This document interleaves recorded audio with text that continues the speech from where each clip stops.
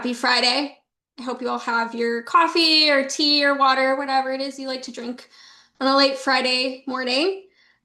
This month's coffee break, we're going to be taking a look at some of the results from the 2025 Consumer Engagement Healthcare Survey. Some brief background before we take a look at the results. So this year's survey was the 21st year that we've done this project. We take a look at Americans ages 21 to 64 who are on private health insurance. It is an online survey. It fielded in the fall of 2025, and we do weight the data by several demographics, such as gender, age, income, ethnicity, education, and region. So this is a pretty big study with a lot of findings that we could dig into, but for the interest of time, we're just taking a look at a few different takeaways and topics that we had in the survey this year. So starting us off, we're just going to take a look at a section where we're taking a look at what sort of plans people have, what accounts they may have, and why. So, starting us off, we have the last 2 decades of being in a high deductible plan. Last couple of years, we've seen it at around 1 in 4, although that is sort of having inch by inch going down after having an all-time high in 2020. Of that 1 in 4, 15% are in a high deductible plan with a known account for their medical expenses. And that has, over the last few years, sort of been the majority of this group. So, of that group that is in a known account, what type of account is it? Over the years, we've seen overwhelmingly that the majority of people say that they are in a health savings account rather than a flexible spending account or a health reimbursement arrangement. And that has sort of waffled around 3 and 4, 8 and 10 over the last few years, with this most recent study being at 83%. So we're going to be diving a little bit deeper into that health savings account for the next few slides. Do people even understand what that HSA is or how to use it? We gave them a 4-question true or false quiz. What we saw, unfortunately, is that understanding an HSA literacy is rather low. There is some understanding that you can use the expenses that you have in your HSA in retirement for the medical expenses in retirement, and that there is some understanding that if you lose your job or you leave your job, you can keep the money that was in that account. It travels with you. But confusion starts to arise when we ask questions about whether you could invest the funds that you have in your HSA or whether or not anyone can open it regardless of the plan type that you are in. On the positive side, we do see that people who are in a high deductible health plan do understand these things a bit better than those in the traditional plan. So since they are the ones that would have these account, it is good that they do understand it a bit better. However, it still is rather low. 1 in 3 passed this quiz, meaning that they got 3 out of 4 of these correct, and 21% for the traditional plan members. And we asked this question last year, and this is pretty much the same result. So we're seeing that this literacy did not improve. One thing, though, that is interesting in a couple of different questions in a few different ways, we ask about plan understanding or the satisfaction with the ease of understanding the plan offerings and sort of the plan aspects that you have. And traditional plan members actually report better there than the high deductible plan members. So there definitely is some confusion going on here. So again, looking specifically at a health savings account, those who do have one, why did they open it? At the top is taking advantage of the employer contributions. That's really is an attractive feature, and having an account that they can use to save for future healthcare expenses. We did have a little bit of a shift versus last year with saving on taxes That was the top response last year, but that sort of fell to the middle this year, really again focusing that those employer contributions really rose to the top. And for those who were offered a high deductible plan with a savings account like an HSA, why did they decide not to take it? Costs. Overwhelmingly, this is the same answer that we see year over year. The I did not like the high out-of-pocket cost really rises to the top. That is the leading reason why those who are in a traditional plan, who are offered a high deductible plan with an account, did not take or open one.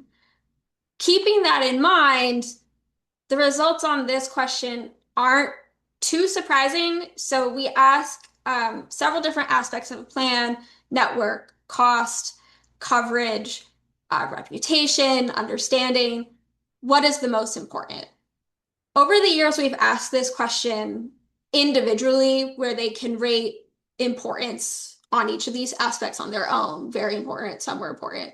Not surprisingly, a lot of things come up as important. But this year, we wanted to ask it a little bit differently with sort of a forced choice. We made them say, hey, I know you think a lot of these things are important, but if you had to choose, what are the most? You can only pick up to three. And there's a clear sort of drop off, as you can see in the graph. The out-of-pocket costs, network, deductible really rise to the top, which isn't too surprising. We know network from a lot of other studies is very, very important. And what we saw in the last couple slides, the out-of-pocket costs also very important. Those traditional plan members chose not to have a high deductible plan with an account because of the high out-of-pocket cost. And then those who did have the account, those employer contributions were really, really an attractive feature. So having your employer sort of offset those costs for you. So again, this sort of result doesn't surprise me given what we've seen in the other questions. So now I'm going to turn it over to my colleague Alex, who's going to talk about a few other findings. Thanks, Sarah. This next section is going to cover questions on affordability and financial wellness. Starting out with some not news, feelings of financial security are down. 17% say they feel very financially secure, and this is a trended question, so we know that that group that says they're feeling very secure is down from 26% in 2025. And similar to some of the things that Sarah was talking about, that kind of sets the tone for what we learned across this affordability section and some of the other sections that I'm going to cover. You can skip. Also, not news to anyone listening probably is inflation or the rising costs of goods and services is a major contributor to stress this year. This top bar here is showing nearly 2/3 are reporting some level of stress tied to rising costs. Over half also say they are stressed about future-oriented pressures like long-term finances, saving for retirement. Another half is saying they are stressed by broader life pressures like politics and work. And of course, just paying for everyday expenses, needs, and bills is really stressful. This is also a trended question. So those top reasons for stress are consistent with our findings from the last round of the survey. I do want to draw your attention to the bottom few bars here where we can see what is not driving stress. So mental and behavioral health needs rank lower here. Less than 1/3 of Americans say that mental or behavioral health needs or paying for mental health care is causing them stress. And those numbers are actually down from last year's survey. Both of those mental health related items are down about 5 percentage points from last year. Caregiving responsibilities or needing to provide care for others also doesn't rise to the top as a top stressor here. Similar to mental health needs, that's down about 5 percentage points from 2024. There's not too many differences by plan type on that previous slide, except high deductible plan owners are more likely to say they are stressed about paying for medical care than traditional plan owners.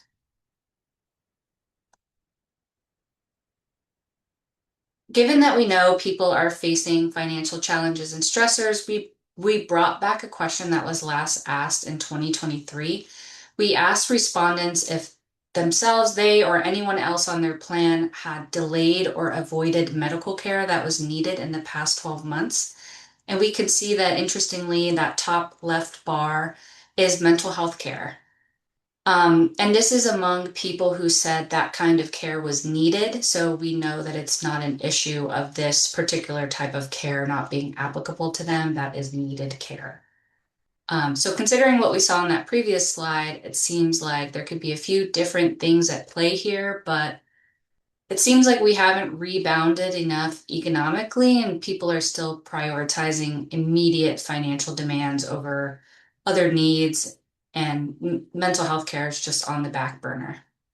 And I think it's been that way for a while because we did have similar findings in 2023 when this was last asked. Mental health care was the top response in 2023 at 39%. Physical therapy is also up there on the list of care that is avoided most often. And we did get some insight into the reason why needed care is delayed or avoided. On the right-hand side, we can see that the top reason was cost. So nearly half of people that delayed that care did so because they did not want to spend the money. And this is especially true for high deductible plan owners who might have to pay all of that cost up front. That might be why we see mental health care and physical therapy rise to the top in that left-hand chart. Could be that, I mean, those are more expensive. They tend to have limits on the number of covered sessions, or maybe that just feels like a less urgent or a type of care that's less worth the money. Um, I'm not sure. Another question we also asked on the previous slide is if the respondent had to decline a medical procedure due to cost. And overall, 18% of people said that they did have to decline a medical procedure. And we saw some differences by plan type there too, where nearly a quarter of high deductible plan owners were more likely to say that they declined all of a medical procedure or part of a medical procedure for cost reasons versus only 16% of traditional plan owners. To better understand what's driving this behavior, we also asked about perceptions of how healthcare costs are changing. 40% say that healthcare costs have increased, healthcare costs being premiums, deductibles, and just the cost of care or cost of prescriptions. Those with high deductible plans were more likely to say that costs have increased. 55% of high deductible plan owners have said that healthcare costs went up for them. But the majority here have noticed that costs are steady, and that's consistent with last year, where 53% said the same. I don't have a slide on it, but I did want to mention that in another question we ask about satisfaction with various aspects of coverage and cost, and 60% of Americans overall say that they are extremely or very satisfied with their healthcare plan. So despite those shifts in healthcare costs, it doesn't seem like it's leading to dissatisfaction with the plan, but more so stress in other areas like we saw on some of those previous slides, and I'll show another one here in a second. We also asked about satisfaction with the quality of healthcare and satisfaction with out-of-pocket costs for prescription drugs, and there was high satisfaction with those as well. So that's kind of interesting. Um, so among those 40% who saw increases, the majority of them saw insurance premium costs rise. 64% said premiums rose, followed by 40% who said deductibles were higher for them. Again, there's a difference by plan type here. High deductible plan owners were the most hard hit by cost increases. They're more likely to say they saw increases, not just in premiums and deductibles, but also in out-of-pocket maximums. To gain some context behind how these cost increases affected people, we asked if any of that increased spending on healthcare had impacts in other areas of spending. And we can see here that just over half had to reduce discretionary spending while another one-third just had plain old difficulty paying other bills. They had to shift some of that. There was the third bar here, they had to shift, some people had to shift that spending to credit cards, meaning increased credit card debt. This is a trended question, and even though credit card debt is a top three action here, it is down from 2024. So last year, 46% of Americans said they had to increase their credit card debt. Taking a loan or taking a withdrawal from their retirement plan is also down about 10 percentage points from last year. So it seems like people are less willing to take on debt to accommodate that increased healthcare spending. It's mostly coming out of their discretionary spending. We're going to switch gears a little bit here. This next section is questions on GLP-1s. This was a new question on the 2025 survey, and I feel like GLP-1s are all over the news. I just constantly see ads for them, but in case you are not aware, GLP-1s are a class of medications used to treat diabetes, but more recently are being used for weight loss. You might have seen them marketed as brand names like Ozempic, Wegovy, or Zepbound, but there's a lot of others. So 18% of Americans say they have used a prescription GLP-1 medication, either for weight loss or for treatment of a medical condition like diabetes. But the majority are saying for weight loss. And then nearly 25% say they have not taken a GLP-1 medication, but they have considered taking it. And nearly 6 in 10 have not taken any GLP-1 medication and they would not consider taking one. I do have to wonder if that large group that would not consider taking one, if that's for cost reasons as well, because I have heard how costly they can be. Um, if they're not covered by insurance, and I've heard they're very costly even if they are covered by insurance. But maybe we can go deeper there. We didn't probe on any reasons why people are unwilling to consider trying them. And then this chart on the left-hand side mirroring some of the financial issues we talked about in the last section. The majority of people who stopped taking a GLP-1 did so for affordability reasons. But aside from cost issues, people also stopped taking it because they either hit their weight loss goal or the negative side effects made it hard for them to continue use. Beyond usage and costs, we also asked about insurance coverage for these drugs.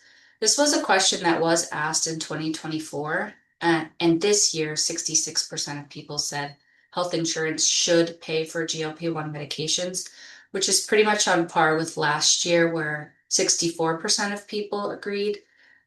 18% of people said they are not sure, but that is down from 24% last year. So I think people are starting to kind of get more clear on their views on coverage for these drugs.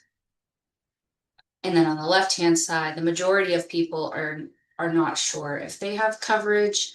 Do have to admit I'm part of that 51%. If you haven't inquired about the drug, it's kind of hard to know if it's offered or not through your insurance. I don't know if they send flyers or anything, but there are still half of Americans that are clear on whether or not it is offered by their insurance.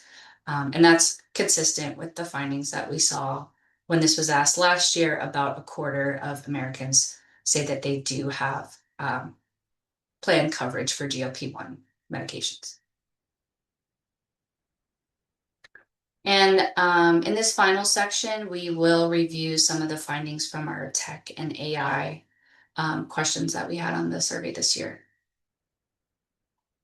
We asked quite a few statements about smart health technology, and that includes everything from meditation apps, Apple Watches, Aura rings, smart scales, basically any kind of technology that tracks or supports your health. One thing I want to call out here is 56% of people say they rely on smart health technology to help them make healthier lifestyle choices, and 51% of people say Smart health technology has convinced them to seek in-person care. So that kind of suggests to me that these smart health tech tools are not just being used, but they have an active impact on health behaviors and on care utilization. And then keeping with that cost and affordability theme here, that very bottom bar shows that fewer Americans agree that smart health technology is worth the cost, which I thought was kind of interesting. However, only about a quarter of Americans report that they have been offered some kind of smart health service that includes maybe an app or technology through their employer or their health insurance plan. I do wonder how much of that is a lack of awareness. I know there are so many solutions on the market. I get flyers all the time, I feel like. So I wonder if they're just maybe not aware. It's kind of hard to navigate what's offered through your health insurance, or maybe this is just a market opportunity here for insurers or for different solutions. But I will say that we did not define what a smart health service or technology is. So there might have been confusion of people just not knowing what that means. So this year we asked a few more questions on AI. Of course, we have to include those. Overall, more than half of Americans are comfortable with smart health technology using AI. They're comfortable with smart health technology using AI, that first bar, 56%. And this was actually asked on last year's survey, and the results were pretty similar. 60% said they agree there. We don't see really high levels of strong agreement on any of these items, but overall, it seems like people are pretty comfortable with it. And aside from that top item, the rest of the items here are all new for the 2025 survey.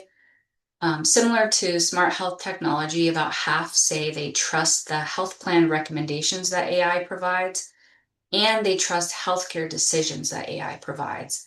But something that was interesting was that we saw some plan differences here. High deductible plan owners are less likely to trust AI health plan recommendations and AI healthcare decisions. And it's approximately 12 percentage points lower than traditional plan owners. I do really wonder what causes high deductible plan owners to feel more cautious about using AI in that way. Uh, Maybe the financial burden of having to pay for things upfront makes them less willing to rely on automated recommendations, but tell me if you have ideas. And lastly, this is a new question for 2025. We asked people how much they trust AI versus care from a healthcare provider. And I want you to take a look at this yellow bar in the middle. 1 in 3 people trust AI tools as much as they trust a healthcare provider. Still, the majority of people trust healthcare providers overall more than AI or more than digital tools, but I think it will be really, really interesting to track this over time. I know for me, that was higher than I was expecting to see for trusting them equally. And Sarah actually sent me an article right before this call that the American Medical Association is asking Congress to create some safety guardrails around these AI chatbots that are engaged in medical settings. I mean, even some of them, they're not really in medical settings, but they are. Um, the AMA is saying that these are dangerous because they can switch between general information or casual conversation over to therapeutic guidance within one single interaction without kind of a clear differentiation that, okay, I'm providing you a diagnosis or something right now, which obviously is not the case when you see a medical professional, even over telehealth. So they're saying that any AI that makes diagnoses, or has like medical conversations with someone should be evaluated by the FDA as a medical device. Which seems like a good idea, especially as we kind of track this over time and see how much trust people are putting in these tools. So anyway, that is all on these topics, and I will pass it back to Sarah. Thanks, Alex. Yeah, I agree. When I saw that article come through my email newsletters this morning, gave it a read. And so, yeah, I agree. I think that, that trust is going to be a really interesting metric to track over time. So I'll stop there. We still have got some time on the clock with all you. So if any of you have questions or comments, feel free to type them in the chat or hop off of mute. Um, I'm happy to see. I do see there was a question in the chat about um, the HSA and investing being really low. What we see in some like in other results that, those current expenses really seem to be a priority in how people are using their HSA. So even if sort of the investing is something that they're interested in when they open it, they then start using it, and all these other financial priorities sort of hop up and it sort of falls to the bottom of the to-do list. And then, as we saw in that true or false question, there is also this just lack of understanding of what they can do and how they can properly use it. So I think it's a bit of a combination of understanding, and also there's a lot of other priorities that pop up, and it just sort of falls to the list. And then, yeah, an interpretation of that trust in AI. Yes, we do have half of the people saying that they trust the healthcare provider more than the AI, but then that also means that half of the people trust AI more or equally. So yeah, as Alex said, the number was a little bit surprising um, to see, and again, would be interesting to track. If there are no other questions, um, comments right now, I want to thank you all for attending. If you have any questions that you think of later, feel free to reach out. I do want to say that for the 2026 year of this study, we will be adding some new questions and focusing on an oversample of caregivers. So if you are interested in being a part of the next wave of this survey, or you just want more information about it or the different opportunities to be a part of it, again, we're going to be focusing on caregivers. Please feel free to reach out and we'll be happy to send you some more information about that. I hope you all have a great Friday.